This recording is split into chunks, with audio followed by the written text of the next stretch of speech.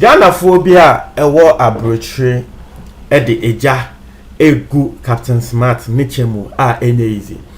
Na assembly ne tintin ene ne tietemu ana say in 2018 Captain Smart ekwa abrochre na yes menya video ni bi ahwe. I've also listened to interviews via Captain Smart will make it we confirm say indeed we collaborate ekoye tour egigiska if Ghana for ho say what the koto ambulance and I the better ambulance Ghana. His target I think say na the number of ambulances and na what person Ghana yet or no na 50 Ghana for na wo mo contribution yi wo mo this cano Captain Smart. I think say video na me hu ye no it happened in France. Woman ya womo ka say Captain Smart 2 years ni wo ba gigis ka na wo ka say wo koto ambulance no ma yet ya say in 2018 that year na na say ambulance no ye beto e de abagana. 2 years on, where are the ambulances? Na enu hunti I've seen a lot of Ghanaian bloggers womo abroche Facebook bloggers womo edis can be Emma Captain Smart say hey Captain Smart Brabontin na betchen baby ambulance no wo because your mouse cat say the koto ambulance one fan koto e den na see ye at least so be asoma and na say wa ba bejiska efie obi ho say wo de koya ade na say ade na kra no wa koye and na say wanya why are you not updating the people and no say ma Ghana for na e wo abroche no wo mo de atudwa they are calling out Captain Smart seriously. It's for many workers say enyasem kuma. Now I just want to play an interview at Captain Smart where ewo Ghana has say wonu ankasa ne numuto wakasa ne kre wakwa abrochi akwa jijiska say ye the better ambulance ewo Ghana has say as to where the ambulances are 2 years after. Wakwa jiska no ma interview ne kra no confirm say ambulance no 2008 ya na wo better ambulance no 2 years after. We've not heard of anything. Ebia so na wato ambulance na one ma Ghana for ente ya. Yanko tie interview number na eba betu aso. We know ambulance na 1 year out of commission. We a year commission. Ye out of commission in and ye kikamo buma na fe yetimi ehode ho. Ya ambulance na de as a huge problem. Asamo enim se mo atempenten kwa bia mo betumi bia asenka mo benya moa emoa no munya bi akosi sen but I say asweye na hwapo mudin so no ne National Ambulance Service ebo modern atna see proposal honestly proposal na ye no for somebody approve ya means career abain it me ato ambulance no for no na around 13-14 million. But emra ekodru omampani anim no na ya ade pa no so no 13-14 million cedis there ayade esha e wo fom nti oma omu shuti ade no 30 million Ghana cedis a ebetumi procure more than 50 ambulances this year na ka senka this time here mu no itimi bedru but procurement niama na wo ho no eye wo nan Deputy Minister of Health Honorable Tina Mensah any health minister dan kasa wo mo ye ho adwuma yem pese ye benya sa ambulance na be gugu krum na ye control one bio so we can have an anye kura no ye benya type 2 ambulances between now and August ending there we have more than 50 new ambulances at the back system and what you know fundraising e nyame adom ye nyetika kakra I've not been permitted to announce it to me enka ye call France kura nyame adom it's been raising 50,000 euro. We're planning to move on to other places. You've been Ghana, Hankasa, major fundraising, no, about October. You be to me, organize all fundraisings, no, across the country. You be to me, at all ambulance, maybe. Now, the ambulance, no born in Napom. They say they are work from Krana, type 1 now. She said, the boy Shadanya in the Krano. It's ranging between $40,000 to $45,000. One.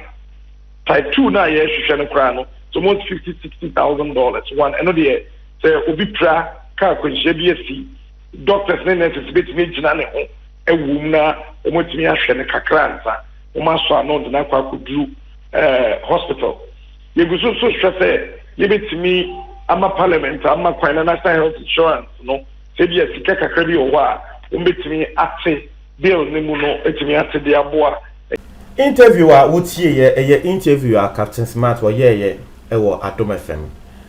It was an interview that was done on March 22nd 2018, almost 2 years now.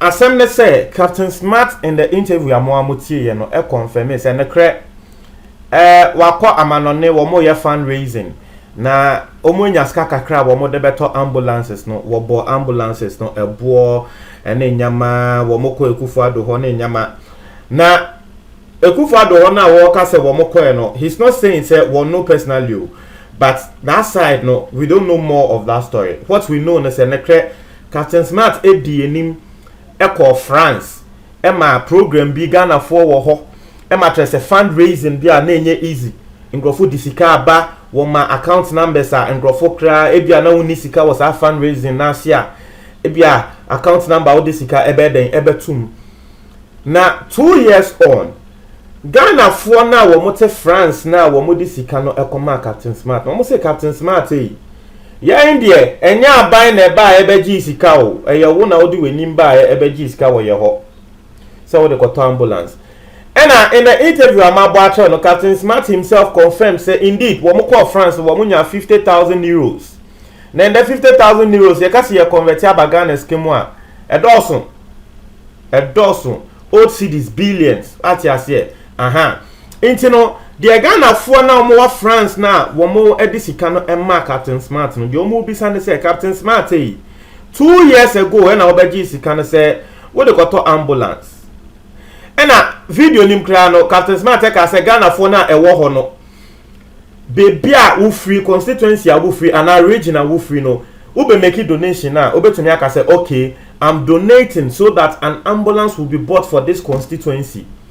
Ebia me say constituency amewo Tema West na ebia me wo France ena Captain Smart e buy so be fundraising na me dey scan e kwa ebia me the 1,000 euros e kwa na maka tell say oh Captain Smart 1,000 euros ya me be donate mo fanto ambulance emma Tema West constituency eno ena dia Ghana for ye na Captain Smart and Kasaka say yes omo wie with France there they will be going to other countries a Ghana for so ewo ho no ma ko jijiska France can pe eno boy other Ghanaian countries sikano wanye den wambo. Now what the Ghanaians are asking and they say Captain Smart 2 years ni obetrend say by the end of that 2018 no na ambulances no ye hu de air koso. People are saying say they've not heard of the ambulance. Na wobi beka say bia wato na nso wambebo mo amane, but you see that's not right because me ma ba ho say me bejiska e de akoto edwane a say me koto edwane a e wo say me ye dem me de betro say oh sika na me beji say me de koto edwane no eniu say wobi make donation say oh obi jijiska say oh me de koto ade ama ebia mako school bi in class school bi a wo mu ni dex na me de koto dex amomo to me jiska no enka say oh makoto dex na momo sa keke no e wo say we twa pictures e betre wo mu akọ jijiska no wo mo ho say oh say ni some other kaya may he so rest in peace Daddy Lumba Jr. Ghana for ejijis kama na say wonko India no say nia ye hu ye woko India no live video ni nyama ye hu say indeed sika no wo mo de akọ India wo mo de koye operation amano intino. What the Ghanaians are saying no Sisiano Akwakoye said they don't have proof of the 50 ambulances now. Captain Smart Bejiji Scano. Ebetumi Abaka say Captain Smart no he was just playing a role for government.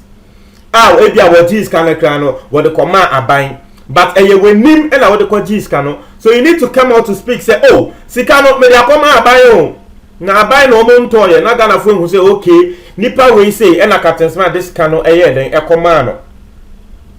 Now I feel say the entire people are asking for this. Na say Captain Smart nangasa wo yobia if issue be to say eba online wo no Captain Smart no etna radio so eka intino people expect to say Captain Smart or Captain Smart is expected to know better because on no there corruption in semi course wo Ghana will be revealed. politician bi na ekoye we a obeba abonten abeka. So for me, I feel say genuinely the call from the Ghanaians abroad no ayenekre. Genuinely it is right. It is right because se me mama oska in the name e bia wo be bisa me say o chemiska. Ne bia me de chewa ne de minim say wo bisa me say me nche oska na me de chewa ntia no de mi nko bisa sika na etri akwan say sika na me de chewa no de koye den da bi ene de me de chewa. Pati ase. Ba me ma ba wo say o me sre ma me sika na me de ko to aduane ama ebia wo bi ana me de ko to aduane ama me de ko ye bibia ma obi a at least I was say ultra proof na hu ne say oh sika na o de ma me no say na me de ko ye nti eno no say me hia mo na me ba wo be ma me because wo be hu ne say de me be je first no ade a me ka say me de ko ye no me de ko ye mo nche mo adwon comment box mo tie for me da say